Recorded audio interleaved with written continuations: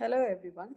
Today's topic for a presentation is procedure and practice in opening and conducting of customer accounts, which is a topic covered under the second unit on banking regulation and operations, which is banker and customer relationship. So the first account that we'll be speaking about will be the savings bank account. The various features of savings bank account can be discussed as follows. First one, it is suitable for anyone. Any individual, irrespective of the age of his income or any other factors, can go and open a savings bank account with any of the banks in India. All right. And when I say that, it means a person can even open a zero balance account, which is known as no frill account, with certain limitations, right? And in normal savings account, internet banking, ATM, mobile banking, those kind of facilities are given by the bank, and no tax deducted at source on interest earned. It means that whatever interest is being earned on the deposit in the savings bank account, a tax will not be deducted at source on that. And minors of 10 years can open and operate a savings bank account. And last one is nomination facilities available for any savings bank account. So you can nominate anyone of your choice for your savings bank account that you're opening with a bank. Coming to the various guidelines that needs to be followed while opening a savings bank account with a bank. The first guideline says that any person competent to a contract and satisfactorily introduced to the bank may open an account in his or her own name. A person competent to a contract means there are certain conditions which make a person competent to a contract. For example, a person with a mental instability or insane person cannot be considered as a competent person to a contract. So such people are not competent to a contract and they cannot open an account in a bank, right? And satisfactorily introduce means an existing account holder of the bank should introduce the person who is coming to open a new account in the bank. Second guideline is duly filled in application form for account opening, right? And third one, copies of recent passport size photograph. Fourth one, the account is to be introduced by an existing account holder having satisfactorily conducted account with the bank. Fifth one is valid KYC. KYC is nothing but the know your customer details like ID proof, address proof, and those kind of things. For ID proof, no, or any kind of no valid ID issued by the government of India, like your driving license, your voter's ID, Aadhaar, anything can be considered. And for address proof, also any of these can be considered. But PAN card can be considered only as an ID proof and not as an address proof. And the last guideline says that passbook and checkbook will be available for any of the savings account. So these were the various guidelines and features of the savings bank account. Coming to the current account has various features which will be slightly different from what is given in the features of savings bank. The basic feature is that current account is normally used and is suitable for businesses, companies, or institutions, but not for individuals, unlike the savings account. Here, the only difference is that in savings account, a minimum interest is paid, which is 3.5 percentage on the account balance as of now. But in current account, no interest is paid on the balances.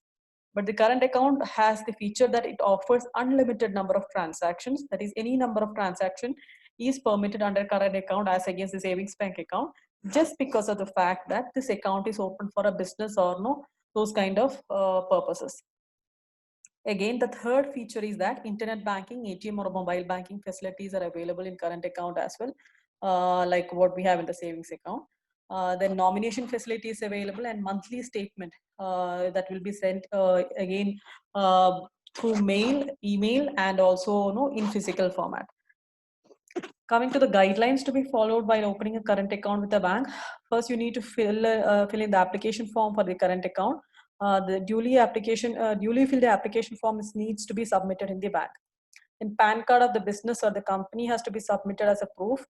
Partnership deed, if it is a partnership firm, and if it is a company, in that case, certificate of incorporation, articles in a memorandum of association has to be submitted along with the application form. Then check leaf of an already existing savings or individual current account for account opening is required. So if you are going to open a new current account in a particular bank, then you need to produce a check leaf of any of the banks in which you are already having a savings account or an individual current account, and that check leaf needs to be attached along with the application form and submitted. An address proof of the company or institution has also to be submitted along with the ID and address proof of all the partners or the directors. So these were the various guidelines and features of the current account.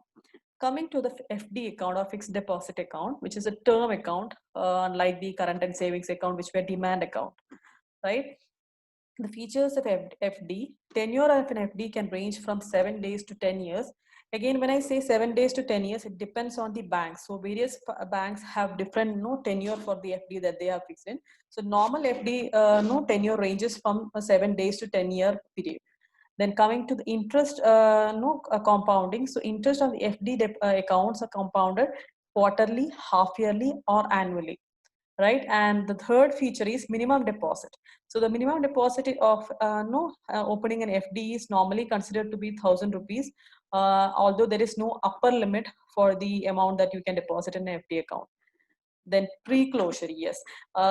Pre-closure, there is a penalty, but not like a percentage of the deposit amount. The penalty comes in the form of the loss of interest. Suppose you have put in an FD amount for a period of 1 year at 8% interest, right? And you are going and withdrawing that FD in the 7th month without waiting to complete the entire 1 year of its tenure, then you will be drawing the interest only for that 7-month period and not the 8% you just meant for the entire 1 year. So this is how the pre-closure penalty works in case of an FD. And last one, TDS on interest. Yes, unlike in savings account and current account, the FD interest is charged on TDS if the interest drawn per year on the FD exceeds rupees 10,000. So this is again applicable only in the according to the past tax regime, not applicable to the if you are switching to the present tax regime, right? So TDS on interest will be charged if the interest in the FD exceeds rupees 10,000 per year. Coming to the last type of account, which is recurring deposit account. Investor can deposit a fixed amount of money every month for a fixed tenure so as to get a lump sum amount after the prescribed tenure. So some people might not be having enough money to go and deposit in FD in a lump sum. So they can opt for this option of recurring deposit, which also works like FD, where you can make investments in small amounts instead of making it in lump sum. At the end of that particular tenure, you get the amount in lump sum, which you can later on put it as an FD. So it also promotes the savings habit of the people. Now, tenure of the RD can also range from 6 months to 10 years. Again, this also depends on the different banks in India. Then the minimum deposit amount is rupees 100, although there is no upper limit. And the post office RDs are even available at the minimum amount of rupees 10, okay, per month. Then pre-closure is again allowed, like what is allowed in case of FD, but with the loss of interest. Same case of FD. Then coming to last one, which is on TDS on interest. Again, the interest on the FD, if it exceeds rupees 10,000 per year, then you are subject to pay TDS on that interest. So this is about the various kind of accounts and the procedure and practices that needs to be followed while operating these kind of accounts in banks. So I just hope this gives a fairly good idea about the principles and practices while operating a particular type of account in a bank. Thank you.